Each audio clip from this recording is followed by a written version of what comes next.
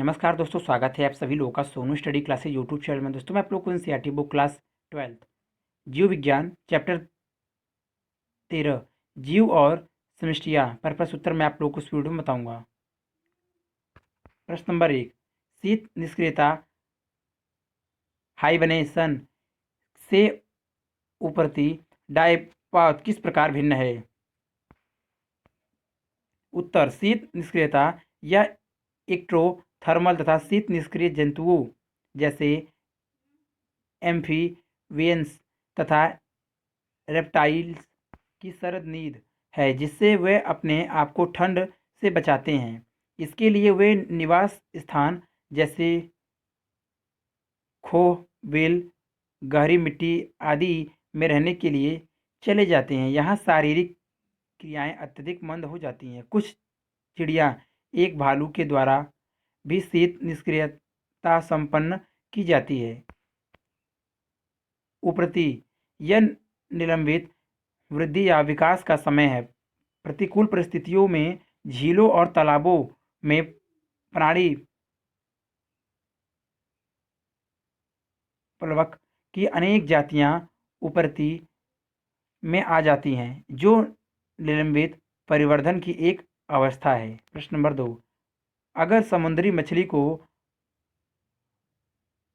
अलवड़ जल fresh water की जलीय जल जल जीवशाला एक्वेरियम में रखा जाता है तो क्या वह मछली जीवित रह पाएगी? क्यों और क्यों नहीं? उत्तर, अगर समुद्री मछली को अलवड़ जल की जल जीवशाला में रखा जाए तो वह पराशरणीय समस्याओं के कारण जीवित नहीं रह पाएगी तथा मर जाएगी।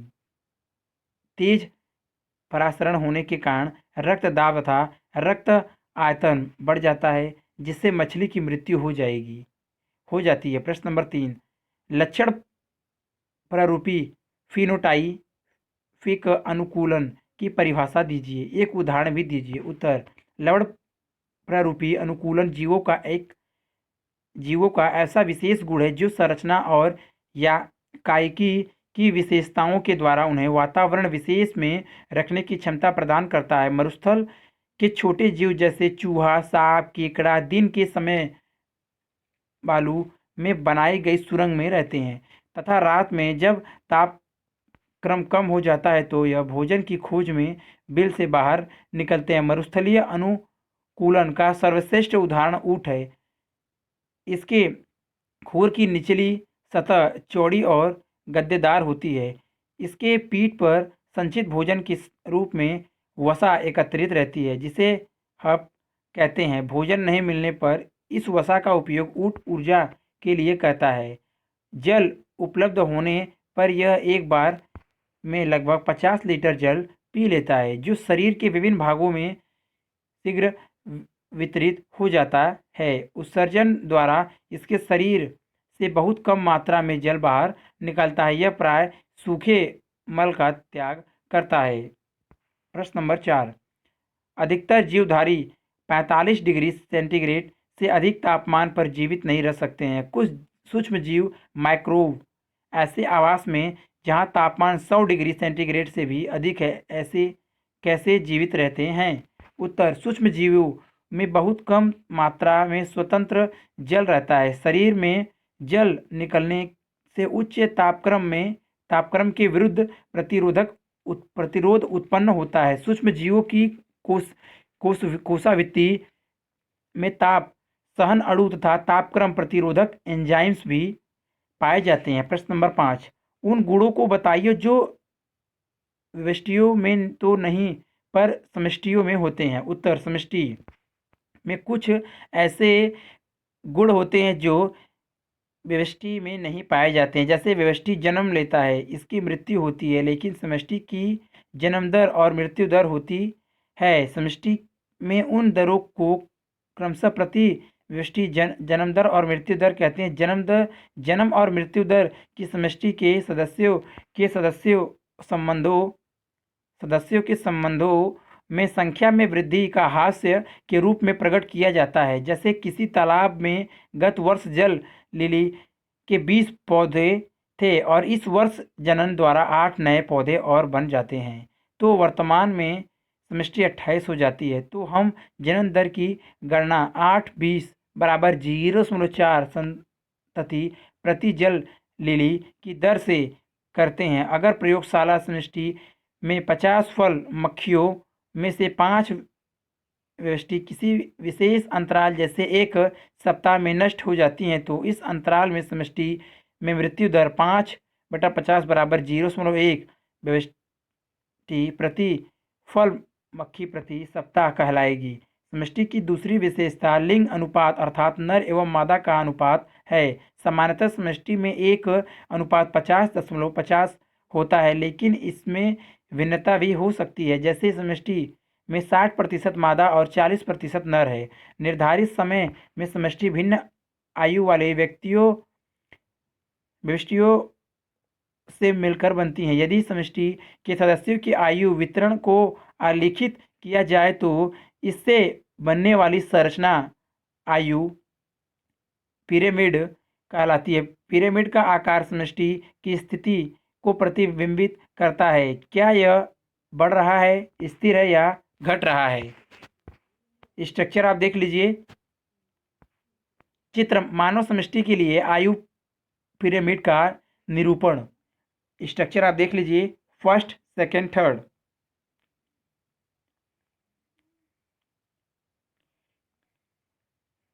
समष्टि का आकार आवास में उसकी स्थिति को स्पष्ट करता है। यह सजातीय अंतरजातीय प्रतिस्पर्धा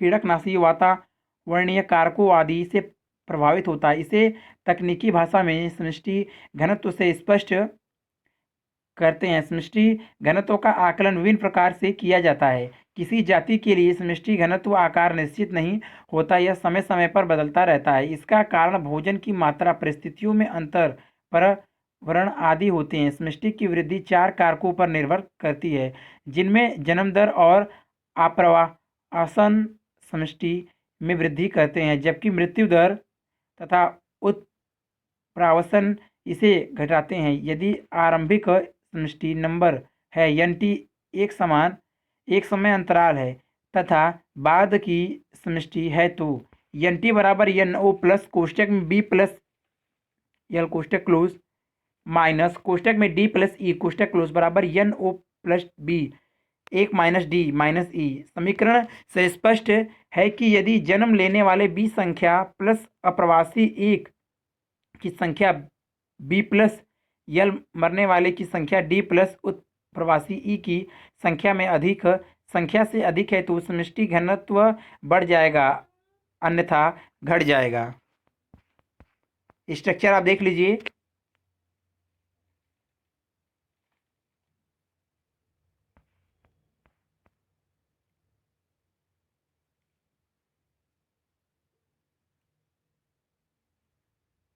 स्ट्रक्चर आप देख लीजिए। चित्र समष्टि को प्रभावित करने वाले कारकों का रेखीय चित्रण। प्रश्न नंबर 6, अगर चर घातकी रूप से एक्सपोनेंशियली बढ़ रही समष्टि 3 वर्ष में दोगुनी साइज की हो जाती है तो समष्टि की वृद्धि की इंट्रिंसिक दर r क्या है। उत्तर, चर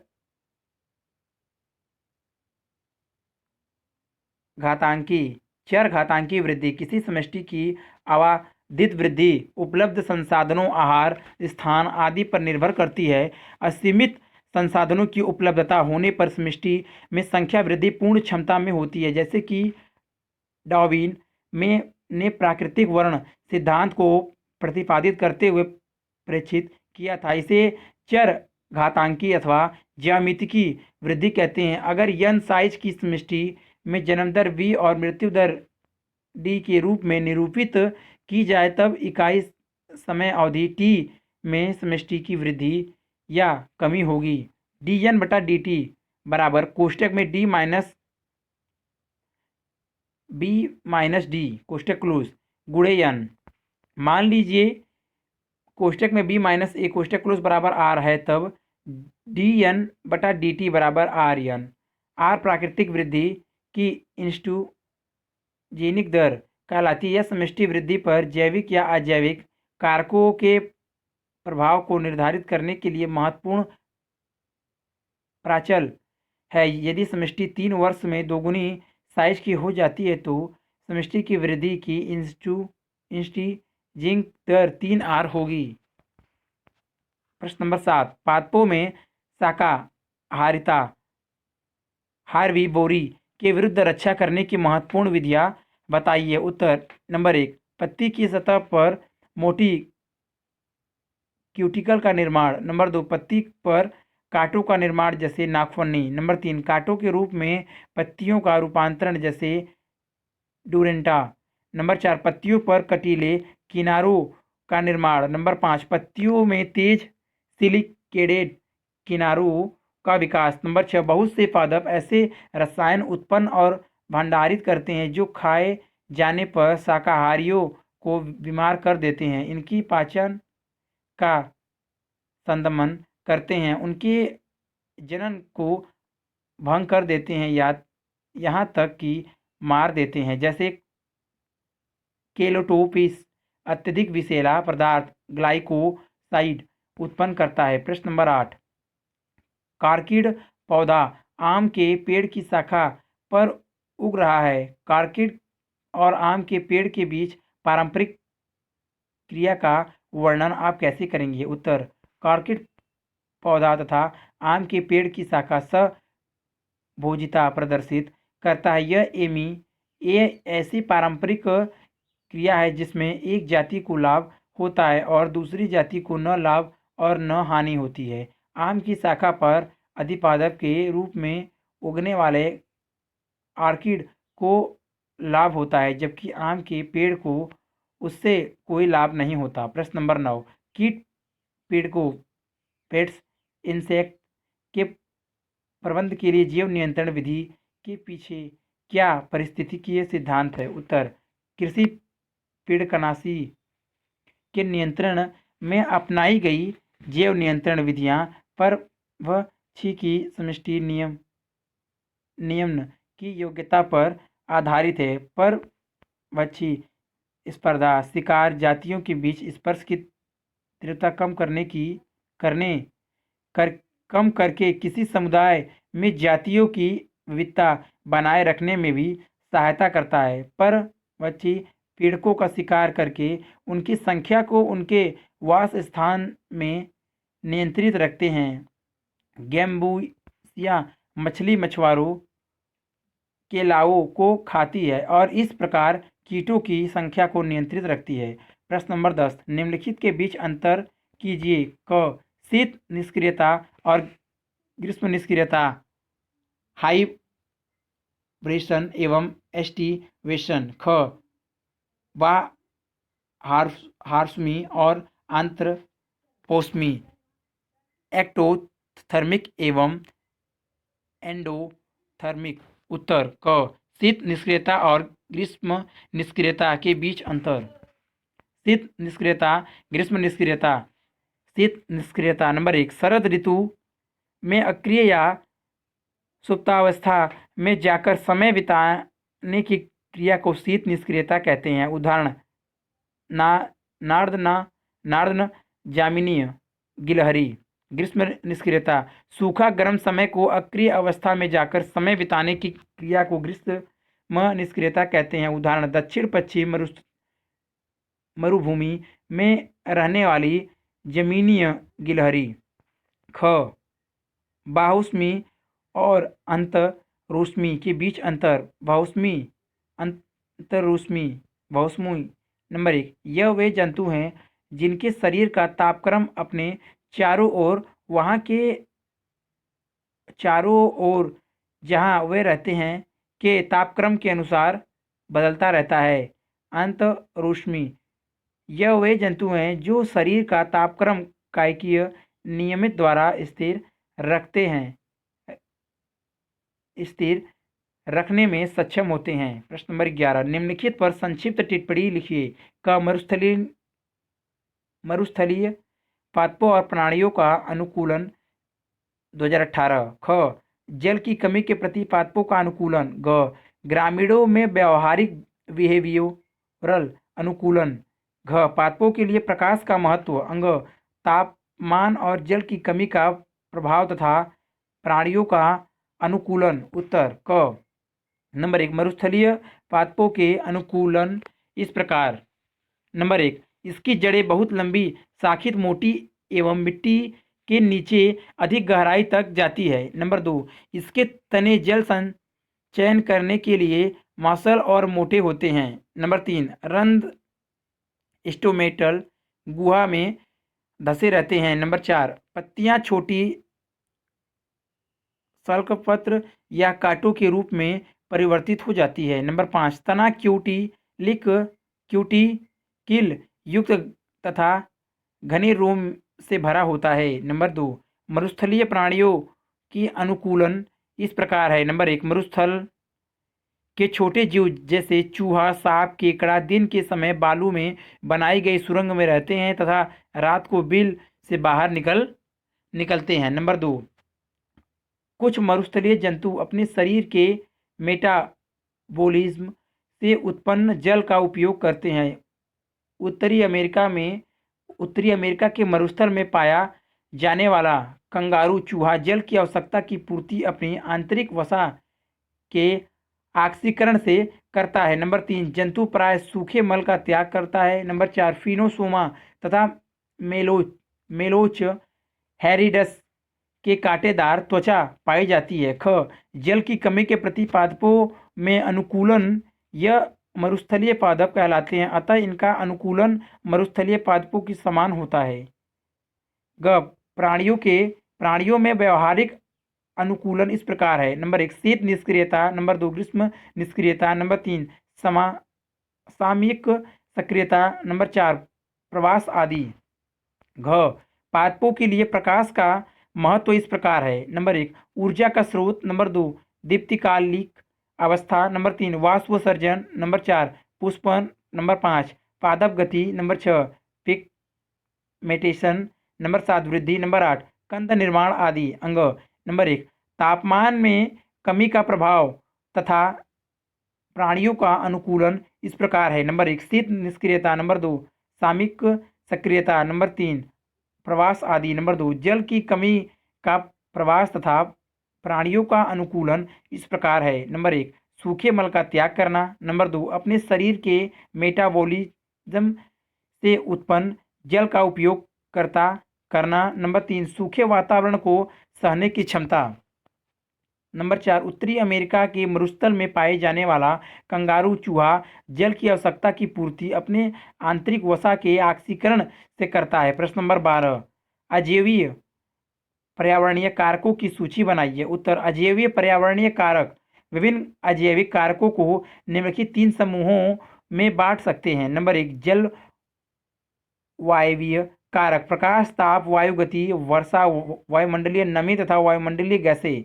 नंबर 2, मृदीय कारक, खनिज पदार्थ, कार्बनिक पदार्थ, मृदा जल तथा मृदा वायु। नंबर 3, स्थलाकृतिक कारक, स्थान की ऊंचाई, भूमि का ढाल, पर्वत की दिशा आदि। प्रश्न नंबर 13, निम्नलिखित का उदाहरण दीजिए। नंबर 1, आतपो विथ हेलियोफाइट। नंबर 2, छायोद विद इसकी यूफाइट। नंबर 3, सजीव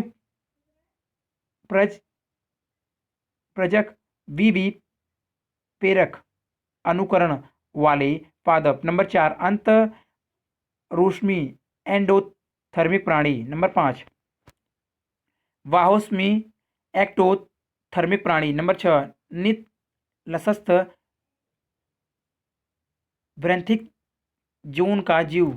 उत्तर, नंबर 1, सूर्यमुखी। Number 2, Funaria. Number 3, Rhizophora.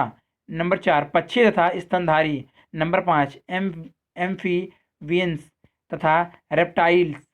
Number 6, जीवाणु, स्पर्श, तारा, मछली आदि। प्रश्न नंबर 14, समष्टि पॉपुलेशन और समुदाय कम्युनिटी समष्टि की परिभाषा दीजिए। उत्तर नंबर 1, समष्टि किसी खास समय और क्षेत्र में एक ही प्रकार की स्पीसीज के व्यवस्टियों या जीवों की कुल संख्या को समष्टि कहते हैं। नंबर 2, समुदाय किसी विशिष्ट आवास स्थान की जीव समष्टि का स्थानीय संघ समुदाय कहलाता है। प्रश्न नंबर 15, निम्नलिखित की परिभाषा दीजिए और प्रत्येक का एक एक उदाहरण भी दीजिए। नंबर 1, सभोजिता। नंबर 2, परजीविता। नंबर 3, शतावर्ण। नंबर 4, सहोपकारिता। नंबर 5, अंत जातीय संप्रदा। उत्तर नंबर 1, सभोजिता। यह ऐसी पारंपरिक क्रिया है जिसमें एक जाति को लाभ होता है और दूसरी जाति को न लाभ और न हानि होता है। उदाहरण, आम की शाखा पर उगने वाला आक्रीड तथा हेल की पीठ पर रहने वाला वानेकल। नंबर 2, परजीविता। दो जातियों के बीच पारंपरिक संबंध जिसमें एक जाति को लाभ होता है जबकि दूसरी जाति को हानि, परजीविता कहलाती है। उदाहरण, मानव यकृत, प्रणव, लीवर, फ्यूक। नंबर 3, छपावरण। जीवों के द्वारा अपने आप को परभक्षी द्वारा आसानी से पहचान लिए जाने से बचने के लिए गुप्त रूप से रंगा होना वंशावरण कहलाता है। उदाहरण, कीट एवं मेढक की कुछ जातियां। नंबर 4, सहोपकारिता। दो जातियों के बीच पारंपरिक संबंध जिसमें दोनों जातियों को लाभ होता है सहोपकारिता कहलाती है। उदाहरण, शैवाल एवं कवक से मिलकर बना हुआ लाइकेन। नंबर 5, अंतर जातीय स्पर्धा। जब निकट रूप से संबंधित जातियां उपलब्ध संसाधनों, भोजन, आवास के लिए स्पर्धा करती हैं तो सीमित है अंतरजातीय स्पर्धा कहलाती है। उदाहरण, गैलापेगोस द्वीप में बकरियों के आगमन से एविडन का विलुप्त होना, वानेकल वेलनेस के द्वारा वानेकल चेथेमेलस को भगाना। प्रश्न नंबर 16, उपयुक्त आरेख की सहायता से लॉजिस्टिक संभार तंत्र समष्टि बुद्धि का वर्णन कीजिए। उत्तर, प्राकृतिक में किसी भी समष्टि के पास इतने असीमित साधन नहीं होते कि चर घातांकी वृद्धि होती रहे। इसी कारण सीमित संसाधनों के लिए व्यष्टियों में प्रतिस्पर्धा होती है। आखिर में योग्यतम व्यष्टि जीवित बना रहेगा और जनन करेगा। प्राकृतिक में दिए गए आवास के पास अधिकतम संभव संख्या के पालन पोषण के लिए पर्याप्त संसाधन होते हैं। इससे आगे और वृद्धि संभव नहीं है। उस आवास में उस जाति के लिए इस सीमा को प्राकृतिक की पोषण क्षमता के मान लेते हैं। स्ट्रक्चर आप देख लीजिए, चित्र लॉजिस्टिक समष्टि वृद्धि चक्र स्ट्रक्चर आप देख लीजिए।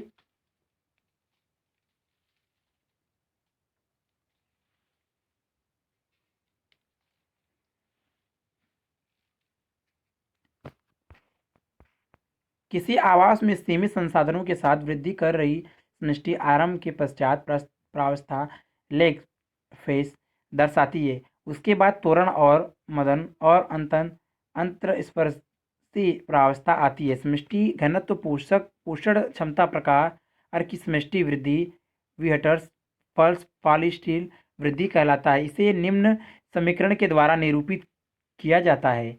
dN/dt बराबर RN बराबर K माइनस N बटा K, जहाँ N बराबर समय t में समष्टि घनत्व, R बराबर प्राकृतिक वृद्धि की दर, K बराबर पोषण क्षमता। प्रश्न नंबर 17, निम्नलिखित कथनों में परजीविता को कौन सा कथन सबसे अच्छी तरह स्पष्ट करता है? क, एक जीव को लाभ होता है। ख, दोनों जीवों को लाभ होता है। ग, एक जीव को लाभ होता है दूसरा प्रभावित नहीं होता है। घ, एक जीव को लाभ होता है दूसरा प्रभावित होता है। उत्तर घ, एक जीव को लाभ होता है दूसरा प्रभावित होता है। प्रश्न नंबर 18, समष्टि की कोई 3 महत्वपूर्ण विशेषताएं बताइए और व्याख्या कीजिए। उत्तर, समष्टि की 3 महत्वपूर्ण विशेषताएं इस प्रकार है। नंबर 1, समष्टि आकार और समष्टि घनत्व। नंबर 2, जन्म दर। नंबर 3, मृत्यु दर। व्याख्या। नंबर 1, समष्टि आकार और समष्टि घनत्व। किसी जाति के लिए समष्टि का आकार स्थैतिक प्रायता नहीं है, यह समय समय पर बदलता रहता है, जो विभिन्न कारकों जैसे आहार उपलब्धि, पर्यावरण दाब और मौसमी परिस्थितियों पर निर्भर करता है। समष्टि घनत्व बढ़ रहा है अथवा घट रहा है, कारण कुछ भी हो, परंतु दी गई अवधि के दौरान दिए गए आवास में समष्टि का घनत्व 4 मूलभूत प्रक्रमों में घटता बढ़ता है। इन चारों में से 2 जन्म दर और आप्रवास समष्टि घनत्व को बढ़ाते हैं और 2 मृत्यु दर को उप्रवासन इसे घटाते हैं। अगर समय t में समष्टि घनत्व n है तो समय t+1 में इसका घनत्व nt+1 बराबर nt+v+l-d+e होगा। उपरोक्त समीकरण से आप देख सकते हैं कि यदि जन्म लेने वाले की संख्या प्लस अप्रवासियों की संख्या b+l, मरने वाले की संख्या प्लस उप्रवासियों की संख्या d+e से अधिक है तो समष्टि घनत्व बढ़ जाएगा, अन्यथा यह घट जाएगा। नंबर 2, जन्म दर। यह साधारणतः प्रतिवर्ष प्रति समष्टि के 1000 व्यक्ति प्रति जन्म की संख्या द्वारा व्यक्त की जाती है। जन्म दर समष्टि आकार तथा समष्टि घनत्व को बढ़ाता है। जन्म दर बराबर एक वर्ष में जीवित जन्म की कुल संख्या बटा वर्ष के मध्य में कुल समष्टि गुणे 1000। नंबर 3, मृत्यु दर। यह जन्म दर के विपरीत है, यह साधारणतः प्रतिवर्ष प्रति समष्टि के 1000 व्यक्ति प्रति मृत्यु की संख्या बराबर व्यक्त की जाती है। मृत्यु दर बराबर एक वर्ष में मृत्यु की कुल संख्या बटा वर्ष के मध्य में कुल समष्टि गुणे 1000। अगर वीडियो अच्छी लगी तो वीडियो को लाइक करें, शेयर करें, कमेंट करें और नेक्स्ट वीडियो के लिए चैनल को सब्सक्राइब जरूर करें। Thank you for watching.